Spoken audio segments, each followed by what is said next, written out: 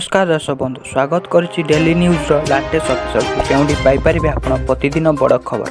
आज खबर रही कृषकों आसला एक बहुत बड़ गुरुत्वपूर्ण खबर। एकर पिछा मिल 1500 टंका घोषणा कले केंद्र सरकार। संपूर्ण खबर जानतु वीडियो माध्यम आ वीडियो भल लगे निश्चय गोटे लाइक करने सो चैनल को सब्सक्राइब कर पाखर बेल आइकन ऑल नोटिफिकेशन को ऑन कर देवे।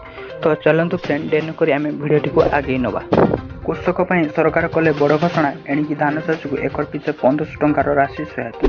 दर्शक बंधु रबी सीजन समाप्त होता बेले कृषकों खरीफ फसल लगी पड़ता बेले घोषणा कले केंद्र सरकार। धान रोपण सहायता जल कीटनाशक औषध अधिक आवश्यक पड़ता सरकार निष्पत्ति नहीं। सरकार पदक्षेप द्वारा रोपणर हाथ घटा और धान रोपण साधारणतः भाग परिवेश अधिक जल धारण कर आसंता 20 तारीख सीधा रोपण सरकार अनुमति प्रदान करता बेले राज्यर किसी जिला और उज्जवल स्तर हाथ घटी जमापड़ी किंतु राज्यर 150 ब्लक और 170 ब्लक अनुमति दि जाए। आज ये छोटिया इनफॉरमेशन वीडियो जब आपको भल लगे निश्चय लाइक कर बेल आइकन ऑल नोटिफिकेशन को दबाई से मत विदाय दिखाँ। जय हिंद जय जगन्नाथ।